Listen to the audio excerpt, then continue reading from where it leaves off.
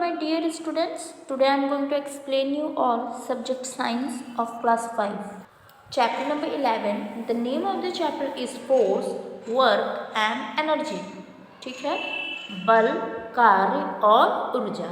ठीक है, तो इस चैप्टर में हमें बल मीन्स फोर्स, वर्क और एनर्जी के बारे में जानने को मिलेगा. ठीक है, to do the following activities the following person need to push or pull the object. अगर आपको नीचे दिए गए मतलब जो भी एक्टिविटीज़ हैं उसको करना होगा तो एक पर्सन को क्या चाहिए, या तो वो पुश करेगा या तो वो पुल करेगा किसी ऑब्जेक्ट को. और यही पुश या फिर पुल क्या कहलाता है, किसी भी ऑब्जेक्ट में जो होता है वो क्या कहलाता है, फोर्स कहलाता है. ठीक है, जैसे पहले पॉइंट में है a boy kicks the football. देखिए एक बॉय जो है वो फुटबॉल को क्या कर रहा है, किक कर रहा है. मतलब क्या कर रहा है, ये किसी भी चीज़ को, किसी ऑब्जेक्ट को क्या कर रहा है, पुश कर रहा है. राइट. फिर उसके बाद है यहाँ पे सेकंड में a girl stretch the rubber band to tie her hair. एक जो लड़की है वो क्या कर रही है, गर्ल एक रबर को क्या कर रही है, खींच रही है. किस लिए, अपने बाल को बांधने के लिए. तो इसमें इसने क्या किया है, इसमें भी क्या किया, उसने क्या किया, एक पुश किया ना इसने, पुश दोनों हाथों से. ना last one is a boy open the door of the corridor. एक लड़के ने क्या किया, कॉरिडोर का डोर ओपन किया. ओपन करने के लिए इसने क्या किया, उसे पुल किया. राइट, उसने डोर को पुल किया. ठीक, तो इस तरीके से एक्टिविटीज़ हैं और इन सब को करने के लिए हमें क्या चाहिए, फोर्स, मतलब एक तरीके का फोर्स उत्पन्न होता है. हमें एनर्जी भी चाहिए इन सारी चीज़ों को करने के लिए. अब यहाँ पे आपको क्या करना है, कुछ एक्टिविटीज़ यहाँ पे शो किए गए हैं तो आपको क्रॉस करना है tick the activity in which force is begin applied and, मतलब उन सब एक्टिविटीज़ में आपको टिक करना है जहाँ पे फोर्स अप्लाई हो रहा है, और cross in which force is not begin applied. अब उसमें आपको क्रॉस करना है जहाँ पे फोर्स अप्लाई नहीं होता है. ओके, तो ये आपका होमवर्क है, आप खुद से इसको करिएगा. Now effects of force. Force का इफेक्ट क्या होता है यहाँ पे बताया गया है. फोर्स जो है वो किसी भी चीज़ के शेप को, साइज को क्या कर सकता है, चेंज कर सकता है. फिर बताया जा रहा है फोर्स जो है किसी भी मूविंग ऑब्जेक्ट की डायरेक्शन को चेंज कर सकता है.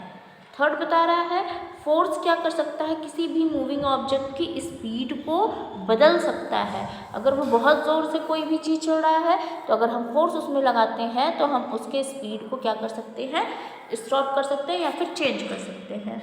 नेक्स्ट पॉइंट कह रहा है जो फोर्स है वो किसी भी मतलब किसी भी मोशन को क्या कर सकता है, स्टार्ट कर सकता है. जैसे कि अगर बॉल रखी हुई है तो हम उस बॉल को फेंक के या फिर फोर्स लगा के अगर उसे फेंक दें तो वो मूविंग करने लगता है. ठीक है, फोर्स क्या कर सकता है, किसी भी मूविंग ऑब्जेक्ट को एकदम स्टॉप कर सकता है. जैसे मूविंग कोई भी बॉल को अगर हमने फेंक दिया, वो मूव कर रहा है ग्राउंड में, अचानक से आप जाके फोर्स लगा के उसे रोक सकते हैं. ठीक है, क्रिकेट में क्या होता है, लोग बॉल को रोकते ही तो है फोर्स का यूज़ करके. राइट, यहाँ पे कुछ पिक्चर्स दिए गए हैं. ओके, फिर उसके बाद यहाँ पे टाइप्स ऑफ फोर्स के बारे में बताया जा रहा है कि फोर्स कितने तरीके के होते हैं. तो there are different types of force. Force कई तरीके के होते हैं. तो यहाँ पे पहला जिक्र जो किया गया है वो है फ्रिक्शनल फोर्स. फ्रिक्शनल फोर्स क्या होता है, जब दो ऑब्जेक्ट मतलब अपने आप में या फिर आपस में रगड़ खाते हैं, मतलब वो दो ऑब्जेक्ट जो आपस में रगड़ जाते हैं. जैसे कि ये मेरा स्टिक है और ये क्या है, ये है एक बुक. मैंने इस ऑब्जेक्ट को इस ऑब्जेक्ट के साथ क्या किया है, रब किया.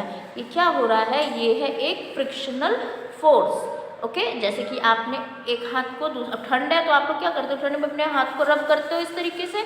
राइट, आवाज़ आ रही है. तो इस तरीके से क्या होता है कि आप एक हाथ को दूसरे हाथ में क्या करते हो, रब करते हो. ये क्या है, ये फ्रिक्शनल फोर्स है. अब हम उसके बारे में और भी आगे जानते हैं. तो क्या होता है यहाँ पे, there is a force that prevents them to side smoothly. यहाँ पे क्या होता है कि यहाँ पे दो ऑब्जेक्ट्स क्या होते हैं, आपस में रगड़ खाते हैं और फिर उसके बाद ये मतलब एक दूसरे में जब रगड़ खाते हैं तो ये थोड़ा सा इसके साइड क्या हो जाते हैं, स्मूथ होने लगते हैं। ठीक है, यही फोर्स क्या कहलाता है, फ्रिक्शनल फोर्स कहलाता है। जो फ्रिक्शनल फोर्स होता है वो अपोजिट डायरेक्शन में मूव करता है या फिर मूवमेंट करता है। मतलब आप देखिए जैसे कि फॉर एग्जांपल आप सड़क पे चलते हैं, या फिर एग्जांपल क्या है, यहाँ पे आपको खुद ही यहाँ पे आगे एग्जांपल बताया जाएगा तो मैं आपको उसको एक्सप्लेन कर दूँगी। ओके, अब यहाँ पे पिक्चर दिया गया है, एक चाइल्ड है जो कि स्मूथली क्या कर रहा है, स्लाइड कर रहा है। किस में, आइस पे स्लाइड कर रहा है। देखिए ये है चाइल्ड ए, ये है चाइल्ड बी। यहाँ पे देखिए ये स्मूथली क्या कर रहा है, स्लाइड कर रहा है आइस पे, जबकि जो बी वाला बच्चा है वो ग्रास पे मतलब अच्छे से स्लाइड नहीं कर पा रहा है। यहाँ पे ये तो स्लाइड अच्छे से कर रहा है लेकिन ये ग्रास पे unable to slide on grass, मतलब ग्रास पे स्लाइड नहीं कर पा रहा है। क्यों? अब इसका रीज़न क्या है? This is because child A is sliding on a smooth surface while B is sliding on a rough surface. अब यहाँ बताया जा रहा है क्योंकि जो ए चाइल्ड वाला है वो क्या हो रहा है, वो एक स्लाइड कर रहा है एक स्मूथ सरफेस पे, मतलब उसका सरफेस क्या है, स्मूथ है। और जो बी वाला बच्चा है वो एक रफ सरफेस पे स्लाइड कर रहा है, जिस कारण वो अच्छे से स्लाइड नहीं कर पा रहा है। वहाँ पे फ्रिक्शन है। आप ये जान लीजिए कि फ्रिक्शन है, घर्षण हर जगह है। फ्रिक्शन है तो ही कोई चीज़ अपनी जगह पे रखी हुई है। ये बुक टेबल पे रखी हुई है, क्यों? क्योंकि बुक और टेबल के बीच क्या है, फ्रिक्शन है। हम खड़े हो पाते हैं, क्यों? क्योंकि हमारे शूज़ और जहाँ हम खड़े होते हैं उस फ्लोर में क्या है, फ्रिक्शन है, तो ही जाके हम खड़े हो पाते हैं। ठीक है, यहाँ पे बताया जा रहा है कि बिना फ्रिक्शन के आप बिल्कुल भी चल नहीं सकते हैं, बिल्कुल भी नहीं चल सकते हैं, आप कोई वर्क नहीं कर सकते हैं। अगर आप फ्रिक्शन ना हो तो आप ब्लैक बोर्ड पे चौक से लिख भी नहीं सकते हैं, फ्रिक्शन ना हो तो आप पेन से कॉपी में लिख नहीं सकते हो, क्योंकि पेन के निब, मतलब मैं एक आपको पेन दिखाती हूँ, यहाँ पे पेन है, राइट, ये पेन है, पेन के यहाँ जो ये निब है ना, इसका टिप जो भी है, यहाँ पे जब ये लिखते हैं हम कोई भी चीज़, तो इसके और जो हमारी कॉपी या बुक होती है उसके बीच भी क्या होती है, फ्रिक्शन होती है। यहाँ पे इस छोटे से स्पेस में भी क्या है, फ्रिक्शन है। ओके, तो इट मीन्स हम कह भी सकते हैं कि कहीं भी ऐसी कोई चीज़ नहीं है जहाँ पे, मतलब अर्थ पे ऐसी कोई प्लेस नहीं है या फिर ऐसा कोई जगह नहीं है जहाँ पे फ्रिक्शन ना हो। फ्रिक्शन है तो ही हम वहाँ पे चल पाते हैं, और जहाँ फ्रिक्शन का वैल्यू कम होता है या फिर फ्रिक्शन थोड़ा कम होता है या नहीं होता है, वहाँ पे हम झटक के गिर जाते हैं। ठीक है, आगे यहाँ पे है friction force is very helpful for example. अब कुछ एग्जाम्पल्स बताए गए हैं कि फ्रिक्शन फोर्स क्यों हमारे लिए हेल्पफुल है। जो फ्रिक्शन फोर्स होता है वो हमें चलने में मदद करता है, जो कि मैंने आपको बताया है। मैंने इससे भी ज़्यादा आपको एग्जाम्पल्स बता दिए। हम जब चलते हैं तो जो शूज़ होता है, फ्लोर होता है, इनके बीच में क्या होता है, फ्रिक्शन होता है, तो ही हम चल पाते हैं। हम बाईसाइकिल चला पाते हैं, क्यों? क्योंकि वहाँ पे फ्रिक्शन होता है टायर और रोड के बीच, जो कि हमें आराम से चलने में मदद करती है, और ब्रेक लगाते ही वो रुक जाती है। ठीक है, बस ऐसे ही कुछ एग्जाम्पल्स हैं कि हम जब कैरम खेलते हैं तो वहाँ पे भी बहुत ही मतलब वो होता है क्या, फ्रिक्शन होता है। तो जिस वजह से हम कैरम बोर्ड में क्या करते हैं, हम एक पाउडर डाल देते हैं, राइट, कुछ ऐसी चीज़ डालते हैं ना जिससे कि फिसलने लगे। वहाँ पे हम फ्रिक्शन को कम करने की कोशिश करते हैं, क्योंकि हमें क्या करना होता है, हमको जब खेलना होता है तो वो जो उसकी गुट्टियाँ होती हैं वो आराम से उसमें फिसल सके और आप अच्छे से खेल सको। इस वजह से हम वहाँ पे फ्रिक्शन क्या करते हैं, कम करते हैं, ताकि चीज़ें मतलब जो हम खेल रहेंगे वो प्रॉपर तरीके से चल सके। ठीक है, अब उसके बाद यहाँ बताया जा रहा है sometimes frictional force can also create problems for us. For example, यहाँ पे बताया जा रहा है कि जो फ्रिक्शनल फोर्स है कभी कभी हमारे लिए क्या करता है, प्रॉब्लम क्रिएट करता है। फॉर एग्जाम्पल यहाँ पे बताया गया है जैसे कि हम जब साइकिल चलाते हैं तो हमारी साइकिल की चेन कभी कभी बहुत कड़ी चलने लगती है, मतलब बड़ी कोशिश करनी पड़ती है। वहाँ पे फ्रिक्शन का वैल्यू क्या हो जाता है, ज़्यादा, वहाँ फ्रिक्शन बहुत ज़्यादा हो जाता है। कभी कभी आपकी चेन जल्दी से उतरने लगती है, वो तो ढीली हो जाती है तब, लेकिन चेन में आप क्या करते हो, फ्रिक्शन वहाँ कम हो, आपकी साइकिल आराम से चले, ईजी चले, तो आप क्या करते हो, उसमें आप ग्रीस या ऑयल डालते हो, राइट। उसको डालने से क्या होता है, आपका जो साइकिल है वो प्रॉपर तरीके से चल पाएगा। वहाँ पे तो फ्रिक्शन थोड़ा सा कम हो जाएगा और जिससे आप आराम से चल सकोगे। फिर यहाँ पे अब बताया जा रहा है कि when you rub your hand against each other, जब आप अपने दोनों हाथों को एक दूसरे के अपोजिट में मतलब क्या करते हो, रब करते हो, तो फिर क्या होता है, वहाँ पे आपका हाथ गर्म हो जाता है। अभी आप कर सकते हो, अभी आप बैठे हो ना, आप सुन रहे हो ना ये बात, आप अपने हाथों को उठाइए और दोनों हाथों को ज्वाइन करके और आप रबिंग कीजिए। आप रब करते ही तुरंत आपको फील होगा आपके हाथ क्या हो रहे हैं, गर्म हो रहे हैं, और ये बड़ी जल्दी गर्म हो जाता है। क्यों, क्योंकि वहाँ पे क्या होता है, इन दोनों हाथों के बीच फ्रिक्शन है। इसी तरीके से अब बहुत सारी मूविंग ऑब्जेक्ट्स हैं जो कि क्या करती हैं, वो एक दूसरे में रब करती हैं, तो ही कोई मूविंग ऑब्जेक्ट चल पाती है। और ज़्यादा घर्षण से उसमें गर्मी ज़्यादा पैदा हो जाती है, मतलब वो ज़्यादा गर्म हो जाती है और फिर वो वहाँ का पार्ट वो ख़राब होने लगता है, मतलब जलने की कैटेगरी में आ जाता है, मतलब जलने के स्टेज पे आ जाता है। तब यहाँ पे फ्रिक्शन क्या होता है, ऐसी बहुत सारी मशीनें जल भी जाती हैं। तो यहाँ क्या हुआ, फ्रिक्शन का यहाँ पे फ्रिक्शन की वजह से प्रॉब्लम हुआ ना, तो ये सारी चीज़ें यहाँ बताई जा रही हैं। ओके, आगे हम चलते हैं, ग्रेविटेशनल फोर्स मतलब गुरुत्वाकर्षण बल। ठीक है, गुरुत्वाकर्षण बल या फिर ग्रेविटेशनल फोर्स क्या होता है, ये एक फोर्स होता है, एक तरीके का पुल होता है। मतलब पुल मीन्स किसी चीज़ को अपनी तरफ खींचना। तो एक पुल होता है किसी भी ऑब्जेक्ट के ऊपर जो कि अर्थ के द्वारा लगाया जाता है। मतलब अर्थ, अगर हम किसी भी चीज़ को ऊपर से फेंकें, चाहे वो हल्की वस्तु हो, आप देखिए वो जो आप कॉटन जानते हैं राइट, रुई, उसको आप क्या कीजिए, उसको सबसे छोटा उसका भाग ले लीजिए, उसे फूंक दीजिए, या फिर आप बहुत बिल्डिंग के बहुत ऊपर से आप उसको छोड़ दीजिए, वो उड़ेगा, उड़ते उड़ते उड़ते उड़ते एक समय आएगा जब वो ज़मीन पे गिर जाएगा। वो ज़मीन पे क्यों गिरा, क्यों, क्योंकि उसमें लगा है ग्रेविटेशनल फोर्स। और दुनिया मतलब हमारी पृथ्वी की हर एक चीज़ पे ग्रेविटेशनल फोर्स लगा हुआ होता है। आप कोई भी चीज़ ऊपर फेंक दीजिए, वो ज़मीन पर ही आएगी, क्योंकि गुरुत्वाकर्षण बल उस पर लगा है, किसके द्वारा, पृथ्वी के द्वारा। ठीक है, आप रेनफॉल देख लीजिए, पानी हमारे पृथ्वी से ऊपर तो जाता है लेकिन आता कहाँ है, पृथ्वी पर ही। कोई भी चीज़ है वो डिस्ट्रॉय होगी या फिर आप फेंकेंगे, आप कहीं से भी फेंकेंगे, वो वापस आएगी कहाँ, पृथ्वी पर, क्योंकि सीधा सा चीज़ है, पृथ्वी के द्वारा लगाया जाता है एक बल या फिर एक फोर्स, जिसे ग्रेविटेशनल फोर्स और हिंदी में गुरुत्वाकर्षण बल कहते हैं। ठीक है, ये चीज़ आप ध्यान में रखिएगा। अब नेक्स्ट है यहाँ पे मस्कुलर फोर्स।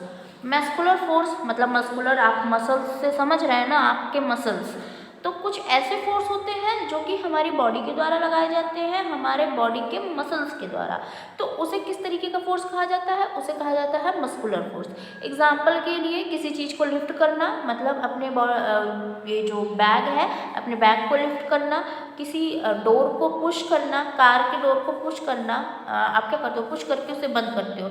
आप धीरे से बंद करोगे तो कार का डोर नहीं बंद होगा, आपको झटके में बंद करना होता है। ठीक है, किसी फुटबॉल को मारना पैर से, ये सब क्या है, ये एक्टिविटीज़ है, लेकिन इसमें यूज़ क्या हो रहा है, आपका मस्कुलर फोर्स, आपके मसल्स ये काम कर रहे हैं, तो जाके ये हो पा रहा है। ठीक है, नेक्स्ट इज मैग्नेटिक फोर्स।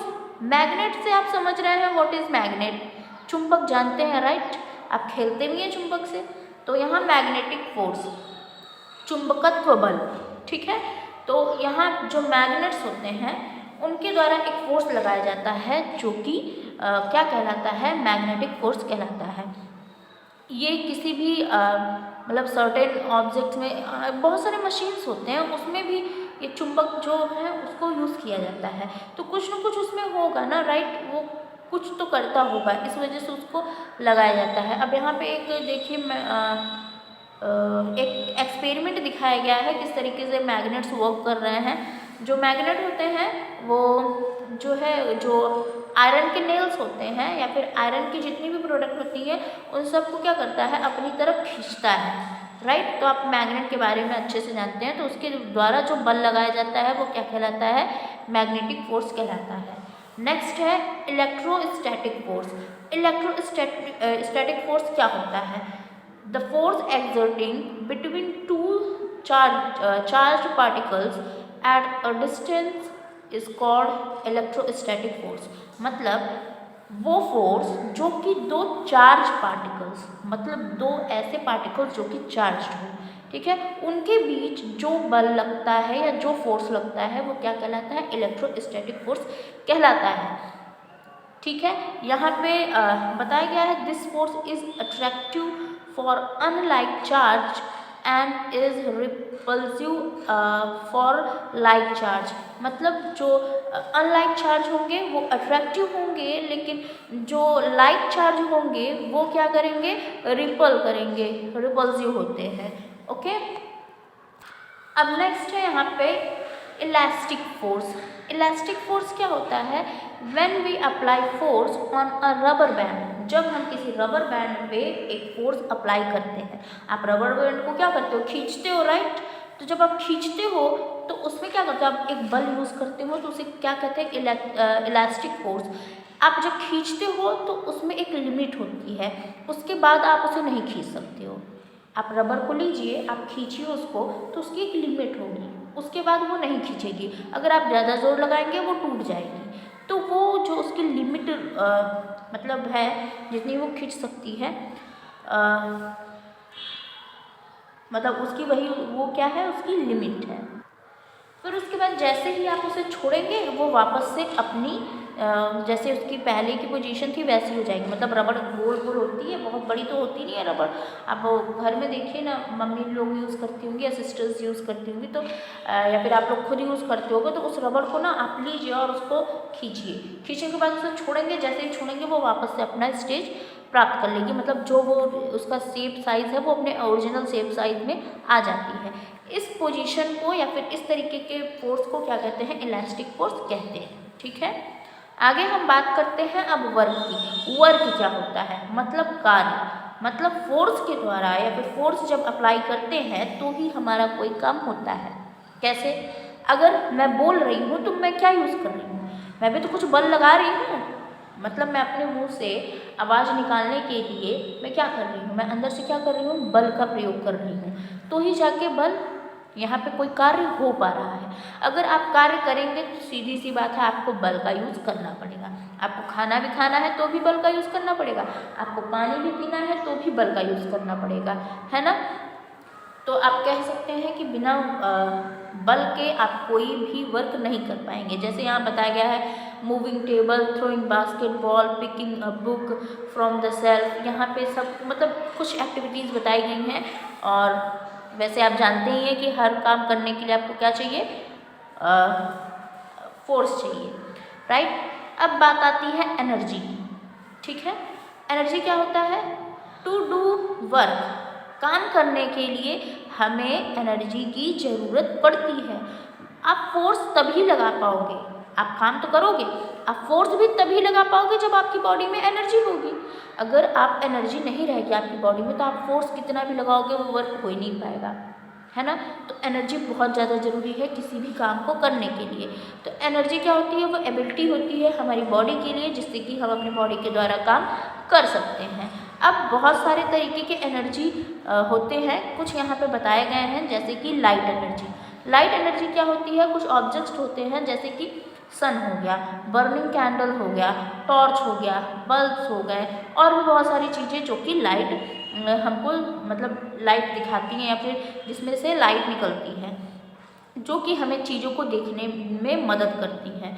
जो सन होता है वो मतलब main source of light energy है और सबसे सस्ती, और मतलब सस्ती, हमसे तो कोई पैसा ही नहीं लेता है ना सन, और बदले में हमें पता नहीं क्या क्या चीज़ें दे देता है, हमें विटामिन डी भी देता है, हमें लाइट भी देता है, राइट। तो ये क्या है, लाइट एनर्जी है। अब बात करते हैं हीट एनर्जी। हीट एनर्जी क्या होता है, ठंड के समय, मतलब इस टाइम क्या है, ठंड है, हम क्या करते हैं, जो फायर होता है उसके अराउंड बैठते हैं और हम उसके गर्माहट को क्या करते हैं, फील करते हैं। यही फॉर्म है किस चीज़ का, हीट एनर्जी का। एग्जाम्पल के लिए स्टीम इंजन्स, कोल, ये सब क्या करते हैं, एनर्जी को प्रोड्यूस करते हैं। नेक्स्ट है इलेक्ट्रिकल एनर्जी। इलेक्ट्रिकल एनर्जी क्या होता है, हम इलेक्ट्रिकल एनर्जी को यूज़ करते हैं इलेक्ट्रिकल एप्लियंस से, मतलब बहुत सारे इलेक्ट्रिकल एप्लियंस हमारे पास है, जैसे कि हमारा फैन है, बल्ब है, हीटर वगैरह है, ये सब क्या है, ये सब इलेक्ट्रिकल एनर्जी से चलते हैं। ट्यूबलाइट्स हैं, म्यूजिकल सिस्टम है, कंप्यूटर, टेलीविज़न, फैंस, ये सारी चीज़ें क्या हैं, सब इलेक्ट्रिकल एनर्जी हैं। सोलर एनर्जी, सोलर एनर्जी आप समझ रहे हैं, एक एनर्जी जो कि हम सन के द्वारा प्राप्त करते हैं उसे क्या कहते हैं, सोलर एनर्जी कहते हैं। जो सोलर एनर्जी है वो दो फॉर्म में कन्वर्ट हो सकता है, एनर्जी मतलब दो फॉर्म में हो सकता है, एनर्जी मतलब वो दो तरीके से हम प्राप्त हो सकता है, या तो वो एनर्जी देगा या मतलब एनर्जी भी दे सकता है और हीट भी दे सकता है। एनर्जी, हीट और क्या है, इलेक्ट्रिसिटी भी। एनर्जी हीट तो हमें देता ही है, हमें जब ठंड लगती है तो हम धूप में बैठ जाते हैं तो हमें हीट मिल जाता है। और इसी को जो सोलर सिस्टम, आजकल तो आप लोग देख रहे हैं ना सोलर पैनल का ज़माना है, तो उससे हमें क्या मिलता है, हमें इलेक्ट्रिसिटी मिलती है। हम क्या करते हैं, हमारे घरों में जब सोलर पैनल लगता है तो उसमें क्या होता है, उससे वो लाइट एनर्जी आके और हीट एनर्जी आ करके किस में कन्वर्ट होता है, इलेक्ट्रिकल एनर्जी में। ठीक है।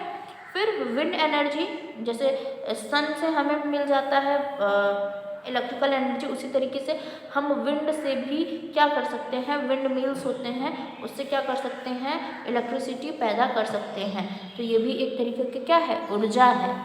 फिर यहाँ बताया जा रहा है वाटर एनर्जी, इसे कहते हैं hydro power. Water energy, water से भी क्या करते हैं, हम इलेक्ट्रिकल एनर्जी को प्रोड्यूस करते हैं, मतलब इलेक्ट्रिसिटी को प्रोड्यूस करते हैं, एक तरीके का एनर्जी। ठीक है। मतलब जिस तरीके से पानी का गिराव होता है वहाँ से एक काइनेटिक एनर्जी प्रोड्यूस करते हैं और फिर उसके बाद उसको हम अपने तरीके से इलेक्ट्रिसिटी क्रिएट कर देते हैं और फिर अपने तरीके से उसको यूज़ करते हैं। फिर है यहाँ पे जियोथर्मल एनर्जी। जियोथर्मल एनर्जी क्या है, ये जो जियोथर्मल एनर्जी है ये ग्रीक वर्ड जियो से, जिसका मतलब है अर्थ, और थर्मल जिसका मतलब है हीट, मतलब हर अर्थ की हीट, इससे बना हुआ है, इसी को कहते हैं जियोथर्मल एनर्जी। ये एक तरीके का हीट एनर्जी है जो कि हमारे अर्थ से मिलता है। ठीक है। हम इसे हीट के रूप में लेते हैं और इसे क्या करते हैं, स्टीम, एक तरीके से स्टीमिंग होती है और हॉट वाटर क्या होता है, स्टीम होता है तो हॉट वाटर वेपर के रूप में क्या होता है, ऊपर चला जाता है। तो इस तरीके की जो एनर्जी है, मतलब इस तरीके से होता है तो एक तरीके की इलेक्ट्रिसिटी जनरेट होती है और यहाँ से भी एनर्जी मिलती है। ठीक है। अब यहाँ पे बायोमास एनर्जी। बायोमास एनर्जी क्या होती है, एक एनर्जी जो कि ऑब्टेंड होती है वुड के बर्निंग, वेस्ट के, गार्बेज के या फिर लैंडफिल के बर्निंग से प्राप्त होती है, वो क्या कहलाती है, बायोमास एनर्जी कहलाती है। ठीक है। इस तरीके से आपके चैप्टर जो है वो कंप्लीट होता है। चलिए अब हम लोग एक्सरसाइजेस की तरफ चलते हैं। ठीक है। So first is tick the correct option. First question is a push or pull acting on an object is called, your answer is force. Second is frictional force is greater on the dash surface, on dash surface. Okay, so your answer is rough. Okay. Third is the force exerted by muscles of our body is called dash force. Your answer is muscular. Fourth is to do work we need some dash. The answer is energy. Fifth is the dash is the main source of light energy. Your answer is sun. Now B is filling the blanks with the help of given words. So first is dash force acts in the opposite direction to the movement. Your answer is frictional.